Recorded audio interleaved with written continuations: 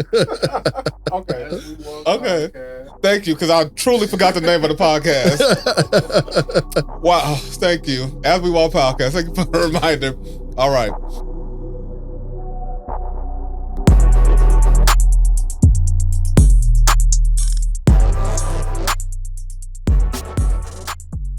Hello, everybody. Welcome to the As We Walk podcast. We are back. We're back. And I am your host, Darren Webb. And I have a special guest here today, my brother, Carlo Taniguchi. I'm Carlo. I met Darren, through our wives. Mm-hmm. And ever since then, it's just been a blossoming relationship. So I'm glad to be here. I'm happy to talk about what we're going to talk about, and we can get right into it. Yes, sir. Yes, sir. Listen, we got a good podcast today. And before we get started, I want to say shout out to my brother Shawnee, who is the co-host of this awesome podcast. And Shawnee is on the grind right now. He handling his business, but shout out to my brother. But today we're here with, I call him Lo, y'all. So his name is Carlo, but you're going to be hearing me call him Lo. And Lo, we are talking about the pressures of manhood, Yeah. And one of the things that, as we're starting off this topic, I think that to give it a perspective, we're living in a society where I think everybody's under pressure. I agree. Everyone is under pressure. I mean, if you a child, you under pressure. If you a house cat, you a dog, you under pressure. Everybody in the society that we living in are under pressure. But, I want to specifically today address the pressure that men are facing. We've talked about before in previous podcasts about mental health. We've talked about the issues that individuals are dealing with, the day-to-day pressures. But for men, it's a specific kind of pressure. And I say it like this because of the fact that God has really called the men to lead. Yeah. It's a pressure in leading. It's a pressure that comes with being the person who's responsible for the direction of your family. Now, of course, we know God leads us, he directs us, that's a given, but the man is required to be the protector, the provider, and also to lead his family. Yeah. And that's not an easy task to do, especially in today's day and age where there's so many different ideas about what a man is and what a man isn't. And everybody has an idea, and depending on the culture, the context, everyone has an idea of what a man should or shouldn't be doing. And so you got people that's really like grasping at straws, trying to figure it all out.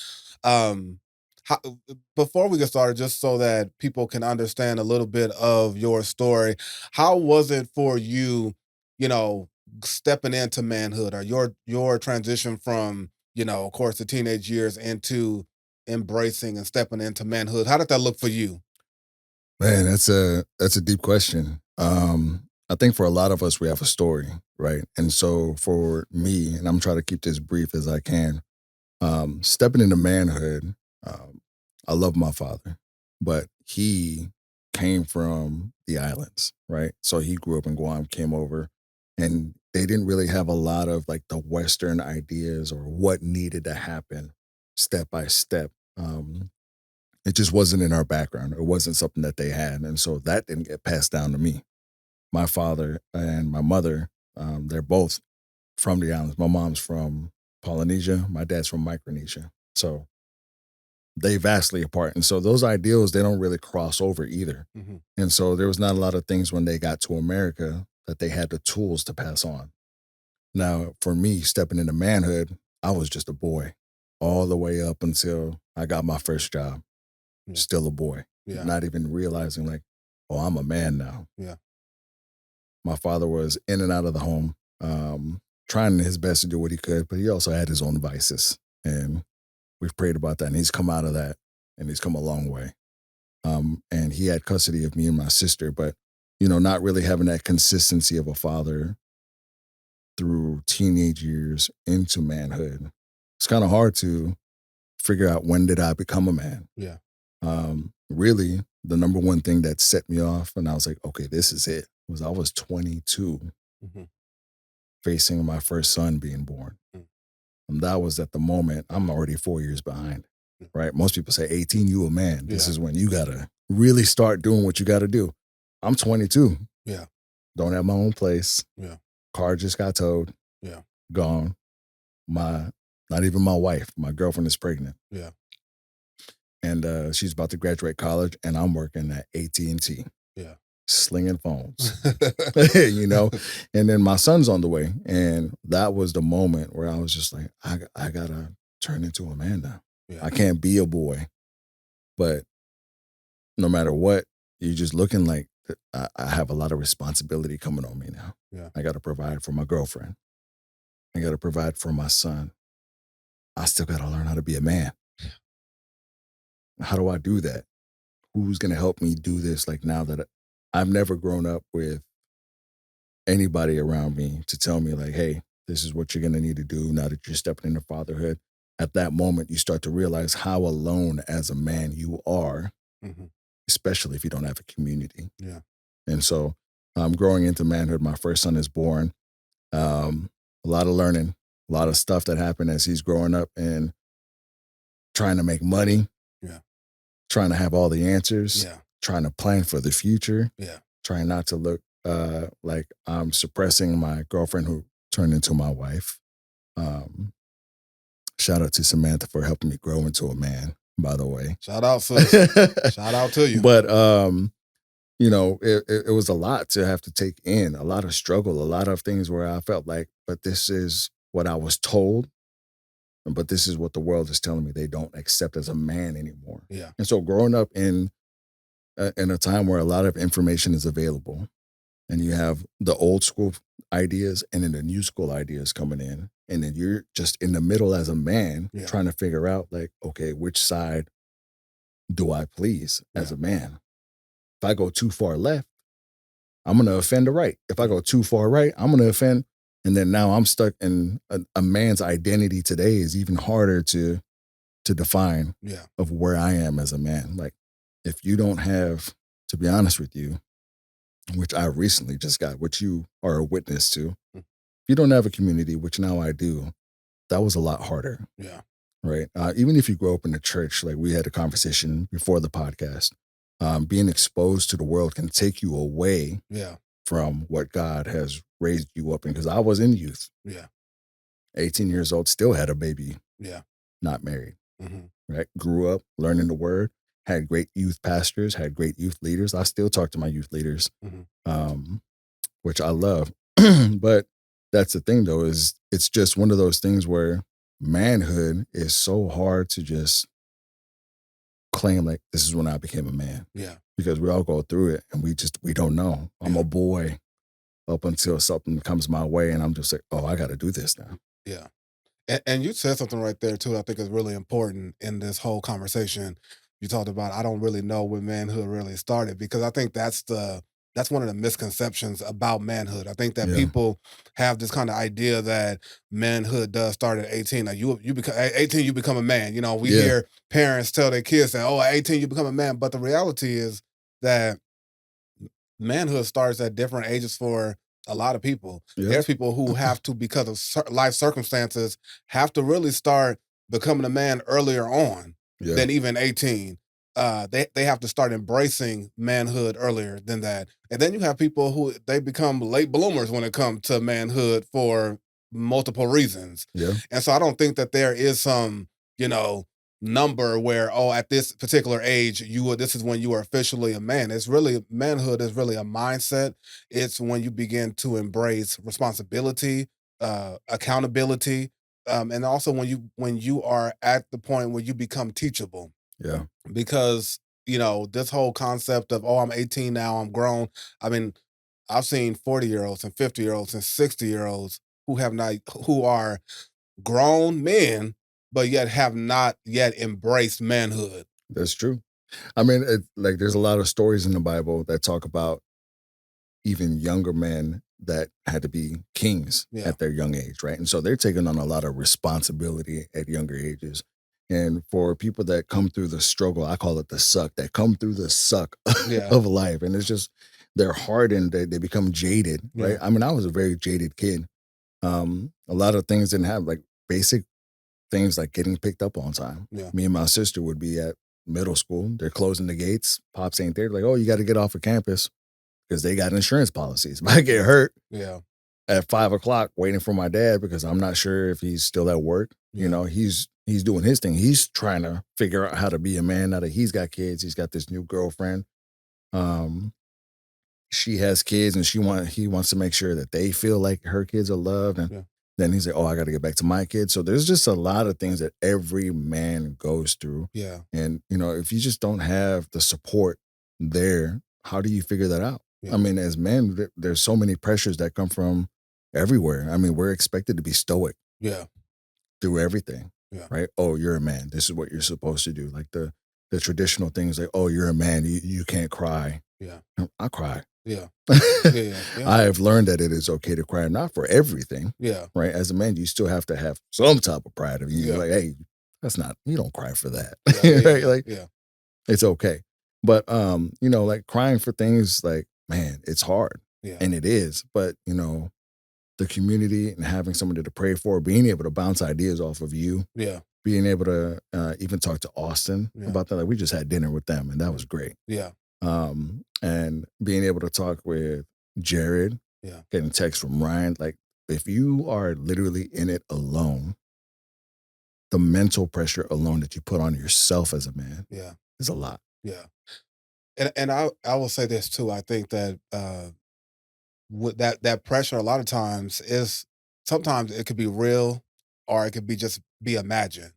Yes. And sometimes when we're putting pressure, we put pressure on ourselves that other people are not even putting on us. Mhm. So, you know, who told us that we had to fight alone? Who told us that we had to have all the answers? Society, American culture, your own personal culture. Who told us that we had to have all the answers? We have to have that now. Of course, our wives and for men, women, they do want a man that has some clear cut direction. Oh, Like yeah. no woman wants to marry a man or be with a man who don't know where he going, don't have no ambition, have no drive, just, you know, kind of just winging it. Yeah. Like, That's true. Where you see yourself in 5 years? I see myself somewhere.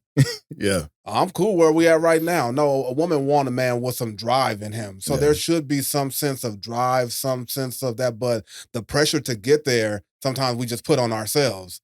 Like, who told you that you were going to be doing this walk alone? Who told you that you were not going to have a community? Yeah. And sometimes that is what we've imagined. So we put unrealistic pressure on ourselves.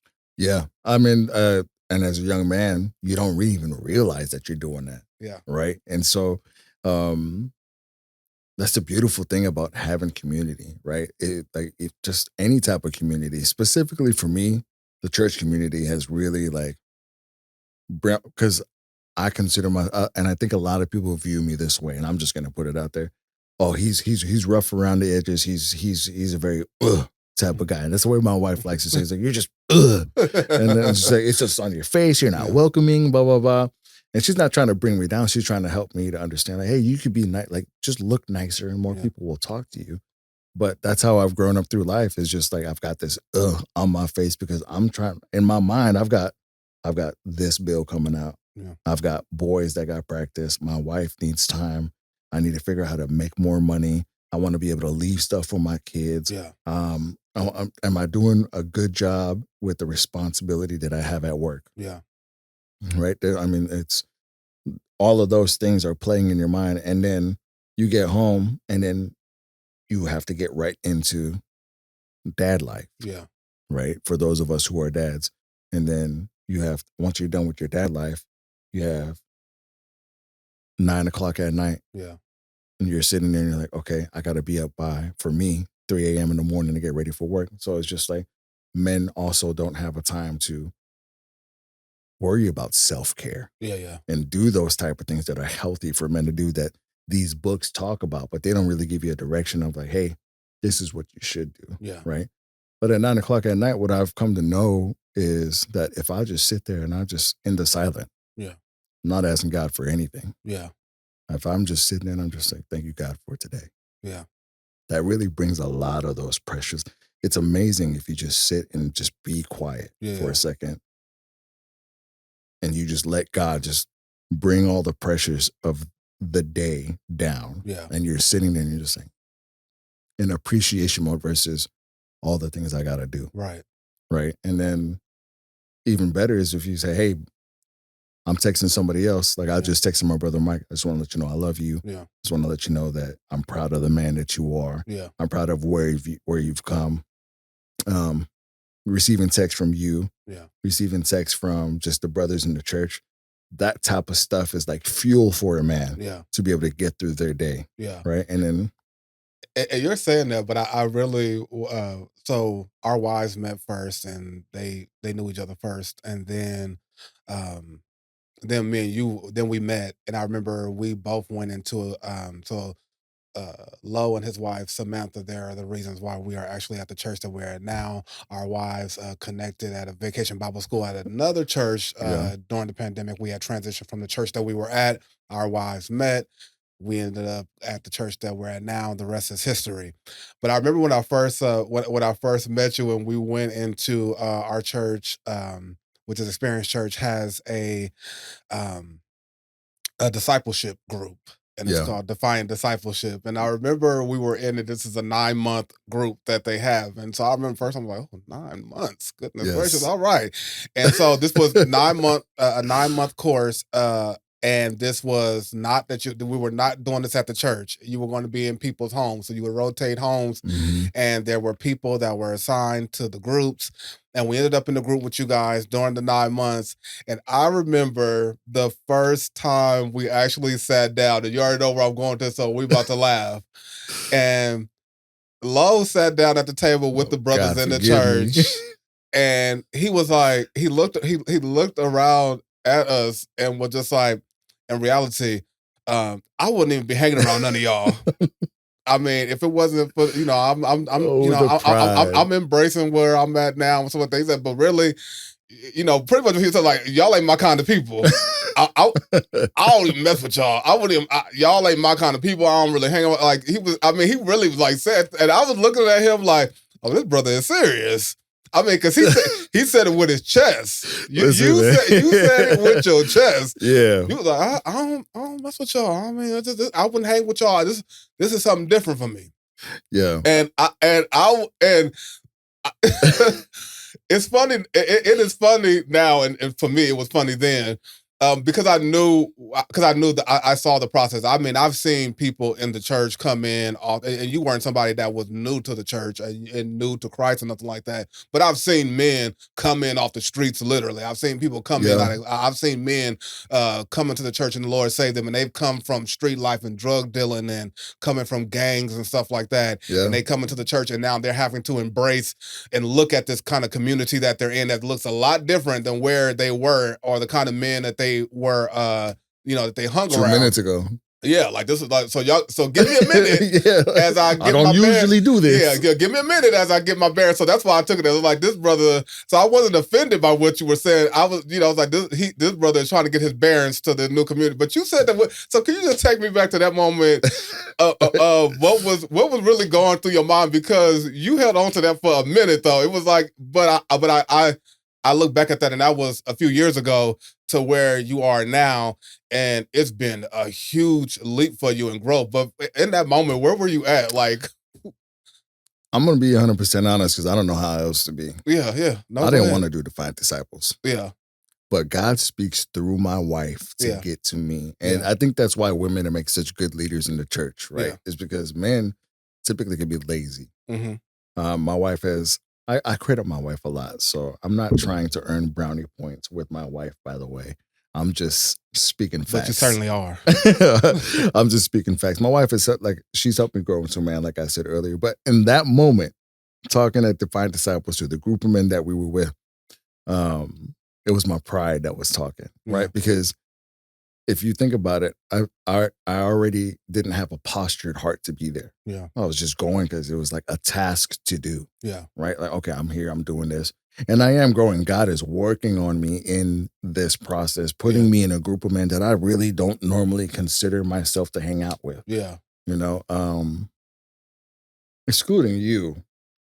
I was like, this is the closest that I can get to something that is familiar to people that might have customs and cultures that are close to where I'm at. Yeah, and I'll put this in context too. Like we were, so this was a group of men who were different ages. different ages. I mean, you talking about different decades, Yep, and ages, different ethnicities. So this different was a ethnicities, very multi-ethnic, multi cultural. cultural, Yeah, multi-ethnicity, all type of stuff. So it was, and ages too. Like again, it's yeah, like, you got men of all ages. So this was, really, I wouldn't say a clashing of culture because there was no clashing of cultures, but it was like, oh wow, we're all very much different and we all come from different backgrounds, and some of us have some similarities, but it was different.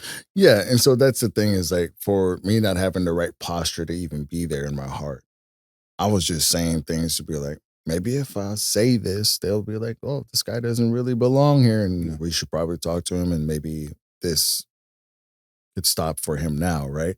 But the funny thing is now I'll say hi to these people every Sunday. Yeah. Hey, what's going on? Yeah. How you doing? Yeah. How's your week been? Right? And I've gotten to know these people. Yeah. So for me to sit there at that time and be like, I don't normally hang out with y'all.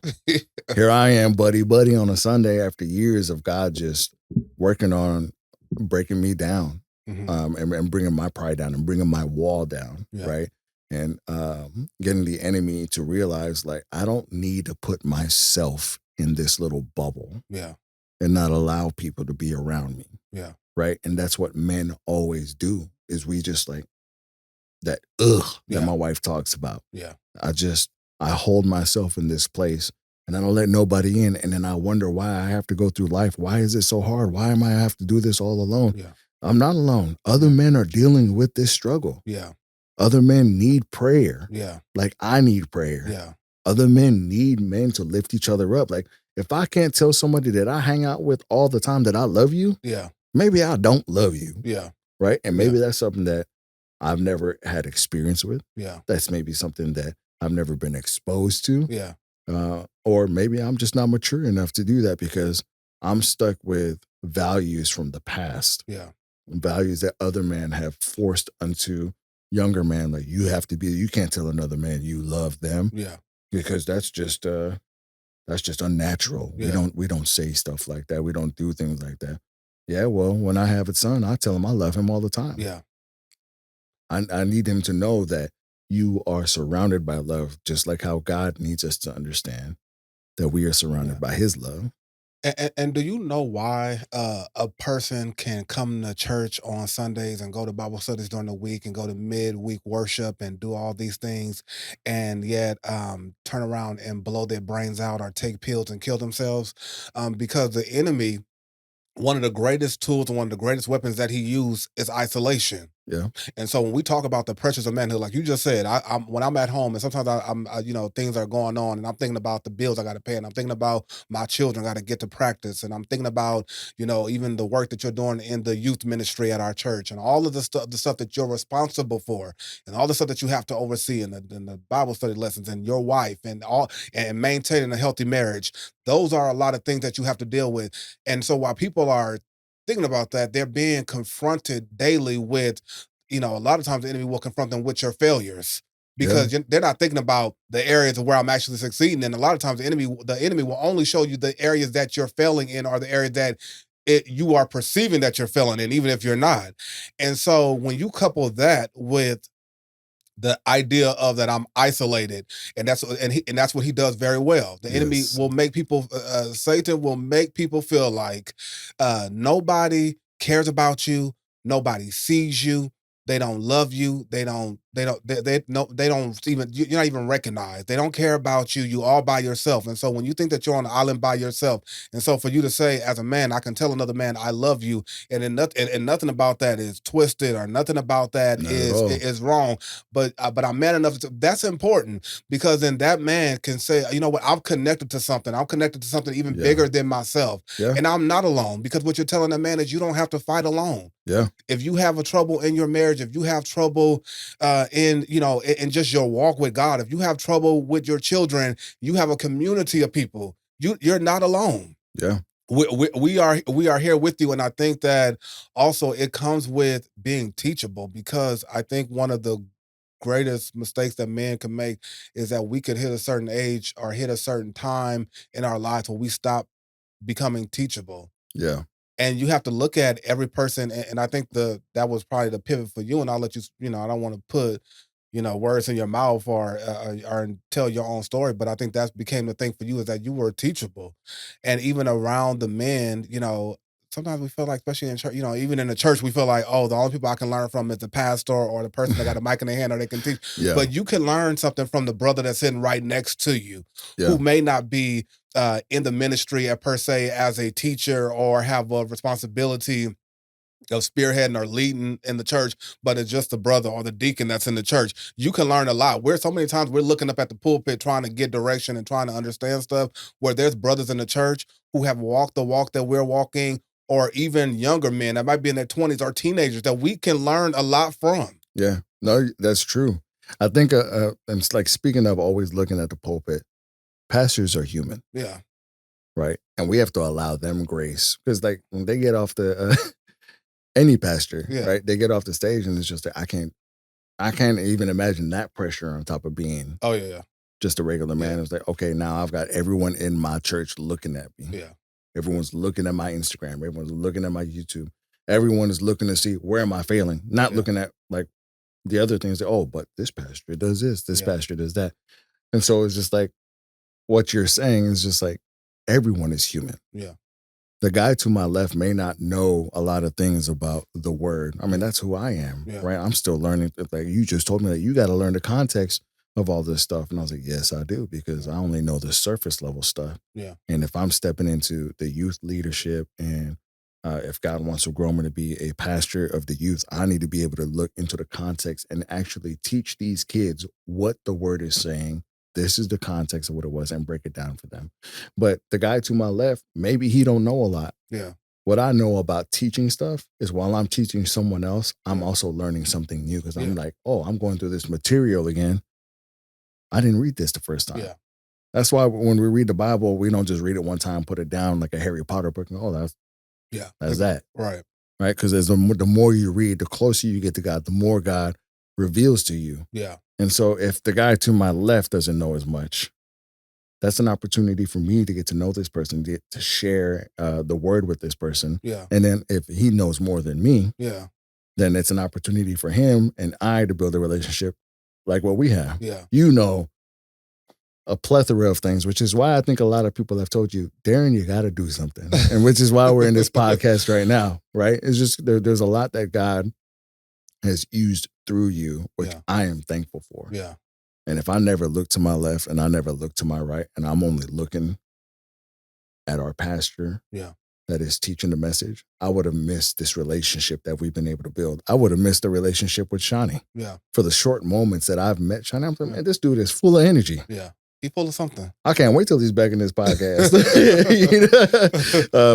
He just brings a lot of energy around, and it's that thing of like, if I just stop the walls that I build around myself, and I learn from the guy to my left, the guy to my right, and my pastor. Yeah, you got so many more tools. Yeah. At your disposal that you'll be able to use. Yeah. And it really does give you a sense of community. It gives you a sense of belonging, a purpose. Yeah. More than just my bills, my kids, my wife, my job. Yeah. I need more. I need all of this. Like there's a certain calmness that you can only get through God and through God's people. Yeah. Like at the end of my day, I'm pretty busy. Yeah. You're pretty busy. Yeah. Cameraman pretty busy. Yeah. Right? The end of the day, when you spend, and even in the morning, when you spend time with God, that silence, not even asking for anything, because that's not how God works anyway. Yeah. Right? Right. I can ask him for anything in the world and then be upset that I didn't get all of it in the world. Yeah. But just sitting in silence and just letting God just be around you and just sitting in his presence is just, it's kind of, you can't explain it. Yeah. The calmness that it gives you is a drug can't give you that. Yeah. A high can't give you that. Yeah. Traveling somewhere can't give you that, because when you get back home, guess what? Yeah. You back to life. Yeah. And everybody's like, oh, back to work. But so, I mean, all these things that we try to substitute in our lives as men to help us get to this experience that we want is always just a moment. Yeah. And then we come back to reality and we're like, oh, still here. And listening to you, it just made me think like perception is everything. And like I've shared with you when we were talking about before we started recording, even this podcast, this was something I did not want to do. In all reality, I did not want to do it. I had no desire to do it. You didn't have an option. Yeah, Go ahead. exactly. And so the person that's behind the camera, Dom, our producer, Shout out to Dom. Shout out to Dom. We couldn't do this without him. Wouldn't want to do it without him. But he was one who really, said, all right, you got the space. You have no excuses. So he was like stripping me of excuses. But you talked about your wife. And I think that's the other thing too, is that men, we have to learn how to embrace our wives as well. Like you said, Yes. a lot of things that God has blessed me with has come through the hands of my wife. Yeah. And she's always been my biggest fan. She's always been my biggest supporter. She's always been, at times when I have done, if I have teach the message and we're driving back home and I'm like, oh, that did not land. Oh, you did good. I thought that went really well. And she's always been my biggest supporter, and she's always been the person who has encouraged me that you can do more. You have the capacity for more. Even when I myself did not feel like I had the capacity to do any more, Jessica's always been the person to say, Darren, you can go further. Yes. I see it in you. You have the potential to do it. You could be doing a lot more. And I have done a lot more because God has used my wife to encourage me to do more. Mm-hmm. Even when I would have stopped and said, okay, this is enough. Yeah. She's been the person that's been able to see up the road and around the corner, and God has used her to be able to say, oh, but you can go further, and have her support, because it's a difference when you got a wife that you coming home to and they like, all right, come on now. I've never had that wife. I thank God that I have not had, a wife that's insecure. Yeah. And I thank God I have a wife who we're not in competition with one another. We can support one another. And that helps when you talk about the pressures of manhood. Yeah. Because there's times even that I've gone through, and there's been moments that as men you go have. And if you haven't had this moment, as the old folks used to say, keep living. Keep living. You'll find out. Yeah, because there are times when I have felt like I have failed my family. Like, well, we should have been further, or we should have been doing things. And I've had those moments when I've been able to share that, not with anybody else. Yeah. Even though now I'm saying it on the podcast, but able to share it with her and be like, I feel like I'm failing. I feel like I'm failing as a father. I feel like I'm failing as a husband. I feel like I failed my family there. And I have had those moments, and I've had those conversations with my wife where I was like, feel like I'm failing. And I'm not talking about failing morally or failing because of adultery or failing because I'm talking about like, oh, well, we should be further along. We should be there's stuff that we should have, or stuff that that we're dealing with that I may not be handling it the right way, that situations and crises that come. And my wife was always, but you're not failing, but you're doing great in this, but you're doing that. Yeah. And that has been able to help me and to lift that burden. So again, like I said, some of this pressure that we put on ourselves can be real or imagined, because there comes a time as a man that we will put unimagined burdens on us. Like nobody sees that. Your spouse doesn't see that. And even to the single man, I'll say that as well, because you're working on a timeline that you created in your own mind. Yeah. And you're being crushed under the timeline that you have placed. But God has a plan, God has a purpose, and God has his timeline. And his timeline is the one that's going to prosper and going to succeed. Yeah. So even as a single man, it's like, oh, I should be doing this, I should be doing this. So I even will say that to the single man who may not, who not married, but I want to have this, or I should have this, or I should have that. Well, you may have that in your mind, but it don't mean because you don't have it that you're not succeeding. Yeah. Because you're not making this amount of money doesn't mean that you're not succeeding. Because you don't have that particular job, or you don't live in that particular neighborhood, or you don't drive that particular car, it does not mean that you're not succeeding. 100% true. I mean, if you think about it, everybody, like I said in the beginning, everybody has a story, right? Some people are fortunate and their story is a little bit better than other people. And then we still see that they struggle with something. Yeah. So it really, it doesn't matter where you are in life. Your perception truly matters. Yeah. And then your community. I mean, like for you and for myself, it's like, if I only ever allowed my wife to be my only source of motivation, how much burden am I putting on my wife? Yeah. Right. I'm like, and then who am I investing in as a man? Right. If I'm sitting here to myself and I'm not letting anybody else in, I'm also not investing in other men around me. Right. Right. I don't want to be that person that's not investing. God didn't design us to be alone. God didn't design us to just sit there and deal with all these struggles that the enemy's going to throw at us. And then the enemy has this stronghold in my life, and I'm just sitting here living in that stronghold. Yeah. Not letting God pierce through that stronghold and take me out of it and say, hey, listen, you are not meant to be the richest man in the world, but you're meant to be rich in love. Yeah. You're meant to be rich in community. You're meant to be rich in teaching. You're meant to be rich in, there's so many things that we think that being rich is only financial, right? And so it's just, it's not like that at all. I mean, for me, I consider myself to be rich just because of I get to wake up every single day. Yeah. I get to go to my job. Yeah. I get to take my kids to practice. Yeah. I get to get into a car that I own. It ain't the newest car, but I own it. Right. And it gets me from A to B. And then sometimes all the way to these Egyptian lands that my wife wants to take me and my family to on all these trips and all these things. But it's one of those things. Perception truly is something that us men need to get better at. Yeah. Right. If you're not rich, if you're not rich financially, get rich in something else. Yeah. Get rich in community. Yeah. Get rich in love. Figure out ways that you could be rich in elsewhere in other things that will make you feel like you're valuable. Because what I'm worth on the Forbes list doesn't make me happier or any sadder. Doesn't make it easy. Yeah. Yes, of course. Money makes a lot of things easy. But there's been a lot of people that money could not satisfy what they were looking for. Yeah. It's just look it up. Yeah. You know. And really what we're saying is we're not telling men at all to take a vow of poverty. You know what I'm saying? Do not vow to that. We're not saying make a vow of poverty, but there comes a place where you have to become grateful for what you do have. Yes. And as men, the way that you know that gratitude, because as you're talking about, see, there's some things money just can't buy. Cannot. You cancer hit your body. I don't care how much money you have in all the world. If God don't heal you, you go die because you can't write a check big enough. Mm-hmm. You can have billions of dollars, but you can't write a $1 billion check that would cure you of cancer. Nope. If God say it's your time. There's some things that, you know, even family situations and with our children and broken relationships that money just can't fix. But you know what? Actually be willing to love and to put in the time and to invest in our families. That's the important part. Yeah. And that's the thing that men also have to put in I love what as you're talking about this perception.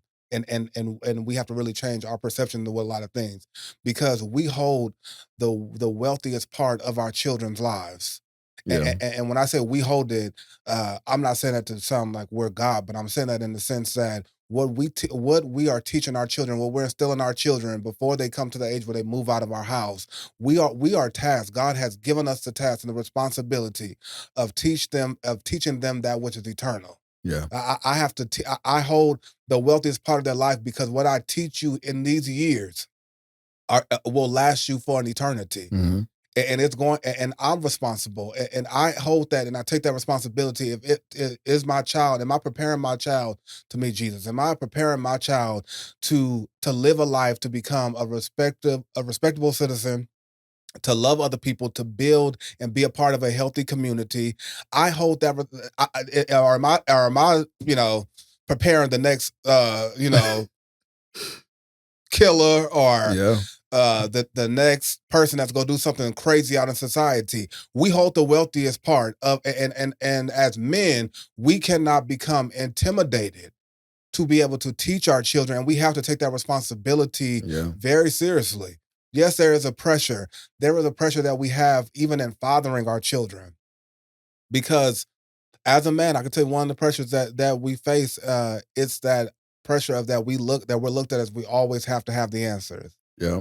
Something goes on, and it's like, I got to have the answer. Our wives are looking at us, what we're going to do. Yeah. And as a man, it hurts to be able to say, to have to say, I don't know. When you hit a situation and your children are looking at you like, Dad, what are we going to do? For a man, it's painful. Mm-hmm. And even if you don't say, I don't know, just to even think or feel like, I don't know, but there comes these situations. But who told us that we have to have all the answers? Because what we're teaching our children is how to live this life and how to live it with integrity, how to really walk with God, how to allow God to lead us. Because at the end of the day, it's not really me leading my family.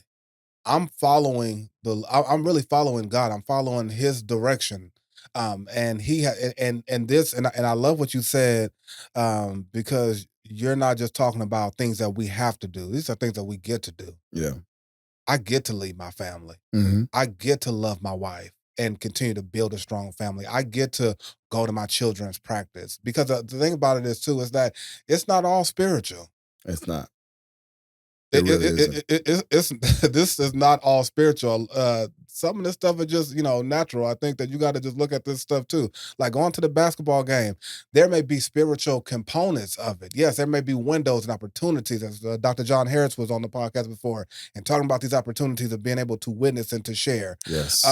But there are going to be opportunities too where you just live the natural life, the time of just resting, going on vacations, being able to do certain things with your family, and so then the natural part of it is just as important. And like you said, the important part of it is that perspective, because if you have a poor perspective, you will miss help all along the way. And I think, like you said, one of the greatest parts about this is community. Yes. 100%. Especially for men. Yeah. Men really need that, because we can share with our wives, and we should be sharing with our wives.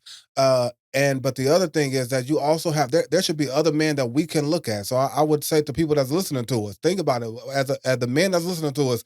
Ask yourself, who's around me that's outside of my marriage, or that's outside of my family, that I'm accountable to. Yeah. Yep. That I listen to. That's my sounding board. That actually can correct me, that can rebuke me, that can tell me that I'm not doing what I'm supposed to be doing, or who I can really listen to. Yeah. Like who's a part of my community who can tell me the stuff that I really don't want to hear. Who am I allowing to deposit into my life? Yeah. And make that interest grow. Yeah. More and more. And there's a lot. I mean, I don't think that we could actually break down in one podcast right the pressures of men and what we go through, and it's just it's a lot. Yeah. And I'm not saying that it's more than a woman. Yeah. I'm not saying that it's more than children or anything like that. It's just different. It's just as experience, and the experience of being a man in today's time. There's a very fine, balanced equilibrium that we have to go back and forth with. Yeah. Old school values, new school values. Am I misogynistic? Am I too soft? Yeah. And I find myself, I have all boys. I have 3 boys. Love them to death. Having kids makes me understand my relationship and his love for me more than ever before, because the love I have for my kids is something they will never understand. So God has given me that. But as a man, the stuff that I'm talking about right now, I have also failed as a father. Mm-hmm. Just because I'm talking about it doesn't mean like I don't do those things, right?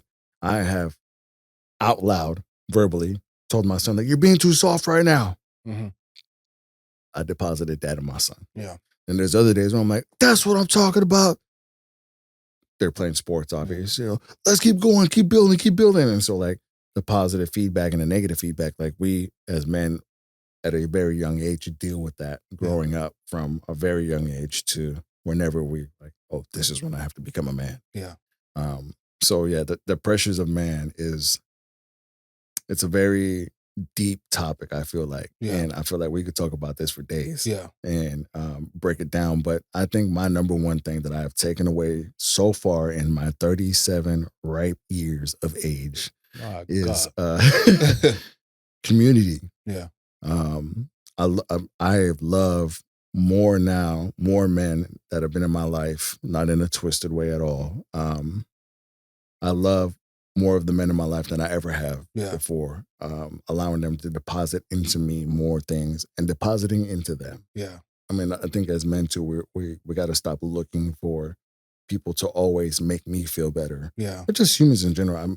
I don't need a post that I'm posting on Instagram to make me feel better. That I'm here, world. This is what I'm doing. Yeah. Like, we just got to be okay with right now, where we're at, what we're doing, and then know that having goals is good. Yeah.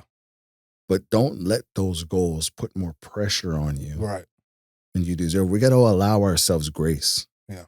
As men, we don't give ourselves enough grace. Right. And it's a shame to see that men struggle with ideas that we put in our own head about this is what I got to do. This is where I got to be. This is who I am designed to be. I'm just not there yet. Yeah. Not at all. Yeah. You are who you are right now because that is how God designed it to be. Yeah. Live in that, learn, grow. Let people grow with you, grow with them. Don't isolate yourself. Don't put yourself in an island. If you got a problem, put it out there. Yeah. Get people around you that can, if you're not even in the word, get people out there you could talk to. Yeah. Right? People pay to talk to random people. Right. Right. Yeah. Yeah. When you could just talk to someone that you know. Right? And I'm not saying therapists are not effective at all, but I'm just saying if people are paying to talk to random people. Yeah. Because they're that isolated. Yeah. Got to open up a little bit more. And it's okay that people know a little bit of your dirty laundry. It's called confession. Right. Right. Yeah. That'll free you. Right. It'll free you more than you ever know. Yeah. So.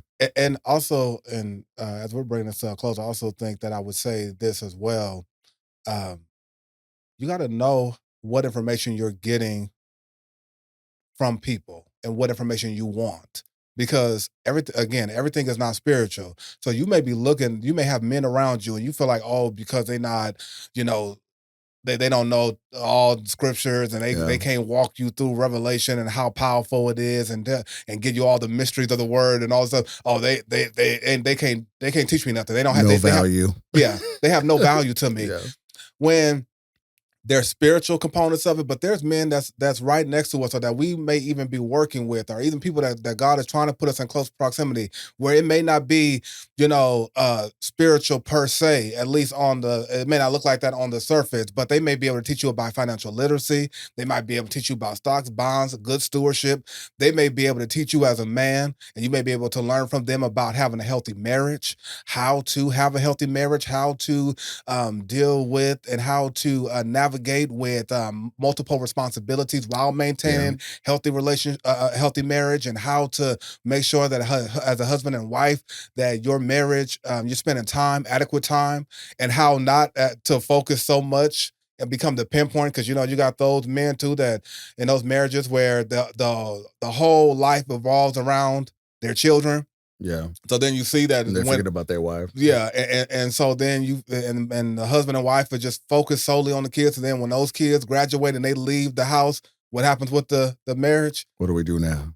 I don't even really recognize you no more. Now the kids is gone, and now we divorcing. And so you have men who can teach you and tell you how to maintain, how to keep the fire in your marriage, how to keep the fire, how to keep loving your wife. That can teach us about just the stuff of the, the DIYs of the, of just trying to do certain stuff around the house, and how to, like you said, working them on cars and stuff, and how to do. So everything you can learn so much, and there's things that people can teach us that may not be all Bible studies and things like that, but you can learn. They have great stuff to teach you: how to get your kids to college, how to scholarships, how things that you can do with that, how to deal with difficult seasons of raising children. Yeah. When they get to their teenage years, and you have older men in the congregation that we say, oh, well, he ain't the pastor, so he ain't got nothing to offer me. But he has, he has raised, he has a plethora of knowledge and wisdom on how to deal with stubborn teenagers when you like, I'm at the end of my rope here with them. I don't know what else to do. I mean, speaking of older men and younger men, one of the things that I've been told by an older man was we need young people to teach us so that we can keep up with our generation and be ahead of our generation, right? I need younger people to teach older men so that we can keep up and be ahead of our generation. Yeah. And younger men need to listen to older men so they can keep up and be ahead of their generation. Yeah. Because there's things that older men have experienced that will teach a younger man, and he will be prepared for it because it's coming his way. Yeah. Like what you were saying earlier, just keep living. Yeah. You'll run into it. Yeah. But then the older people, they still need to be invested in as well. Like as a youth leader and as a youth pastor, it's just so easy to talk about this is the new generation that's coming up. You guys are the generation, Gen Z, Gen Y, all the alphabets, whatever you want to call it. But then we sometimes as a church forget about the older congregation and how much knowledge and how long they've been in the word and how long they've been walking with the Lord, how long they've been going through their struggles and still holding on. Yeah. there's a beauty to how God has designed it. Yeah. And like what you're saying is that it's some of that natural stuff happens, right? I mean, the most recent thing that has happened in my family is somebody that I don't know goes to church or not Mhm. has operated on a surgical or in surgery on my wife and has helped save her life to allow her to live longer. Mm. God has designed that person to be working at a hospital, Yeah. to be there in that moment that my wife is going into the hospital and getting that surgery. Yeah. So some of those things happen naturally, Yeah. right? And God has designed it all to be that way. And so it's really a beautiful thing when you just step back and look at it all and how far you've come today. Like, did you know that you were going to make it this far today? Yeah. I didn't. Right. Did I know I was going to be in where I am today? No. Yeah. Was it hard to get to where I am? Yes.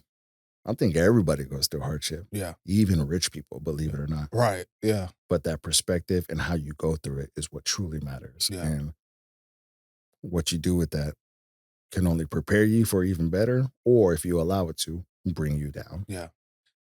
As we bring this to a close, what would you say to that man that's listening to us now that is on they're saying they're smiling, they're laughing like many people do, they're telling jokes, and on the outside, nobody really recognizes what's really going on with them because they're putting on this facade that everything's okay, but on the inside, they're at their breaking point. They're about to crumble. They're under pressure. Finances is not adding up, pressures with the marriage, pressure coming with the kids. That life is just lifing right now. Life is not life is not going well for them, and they're Yeah. trying to maintain. He wants to be a good husband. He wants to be a good father. He wants to be a good single person. He wants to be a good college student. He wants to be a good son, but life is just throwing so much at him. And he's at the point of giving up. And he's put all this pressure on himself. He has a lot of pressure on him that may be real. What do you say to that man right now? I mean, what do we say? Right? There's a lot of things that could be right. That there's a lot of things that could be wrong. To the man that's struggling and have been there, it's just something that I tell my wife, I tell my kids, you're not the first one. Yeah. You're not going to be the last one. You're just going through it now. Yeah. It is your turn to go through it. And it's not something that's going to break you. Yeah. Unless you allow it. Right. It's not something that is going to stop your entire world because tomorrow you're going to wake up and you're going to go through it again anyway. And if you just give up, the enemy is winning. Yeah. If you're in a church, if you're walking, if you're a believer, you got to get into the word. Yeah. You got to get into prayer. You got to get into a community, and you got to allow God to bring those people and those prayers into your life. Yeah. If you're not a believer and you don't believe in God, maybe now is a good time to try something that you have never tried before, because what is happening right now is not working. Yeah. Something has to change. And we cannot allow change to happen if we don't let it. Yeah. Doing the same thing over and over and expecting a different outcome is insanity. Yeah. I think we all know that. It's a Yeah. great quote by a very smart man. Yeah. So if we just don't change, we don't allow change to happen, and we're just looking for the same outcomes, it's never going to happen. Yeah. If we don't change our mindset, if we don't start going from being negative and start being appreciative of even the little things, what are we going to do when we get more? Yeah. We're going to have that same mindset. Yeah. And so it doesn't matter whether you have a lot, and Yeah. it doesn't matter whether you have a little. Your mindset, your perception, and how you go through life will never change if you just don't let it. Yeah. Unfortunately, it's not an answer that everybody's going to agree with. Yeah. And I'm aware of that. But, if you could find a way to have a relationship with God, what I have found is that it's made my life easier. It's allowed me to love myself more and give myself more grace. Yeah. And tell myself, you're not the richest man. You didn't give your house the house that your wife dreamed of, but it's okay. Yeah. Because we wake up in the house. We wake up and it's 110 degrees outside there. Yeah. Oh, yeah. My house has AC. Thank you, God. Right. Yeah. That I have AC in my old house. Mhm. In the house that's not the most Instagram worthy or anything like that. Yeah.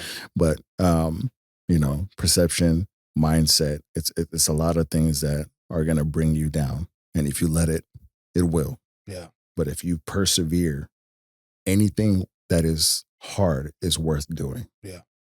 You know, anybody will tell you, say, hey, I want to be able to sit on my couch and make $1 million. Tell me how to do it in 10 minutes. Yeah. We all know that's not true. Right. Any successful person in life will always tell you, I had to work hard to get here. Yeah. Even if they had a head start, there was still a little bit of hard work that they had to do. Living your life on a daily basis and going through struggles, that's just a part of it. Yeah. We all go through it. Yeah. None of us is any more special or any more different. What we allow to bring us down will continue to bring us down. What we allow to bring us up will bring us up. Yeah. That's good. Thank you so much, my brother. Man, thank you for having me, man. Absolutely. It's been great. I've loved this podcast and just this conversation that we've having. I think it's something that's much needed. So thank you for joining us. And I just want to thank all you guys for watching. This has been As We Walk Podcast. Y'all be blessed.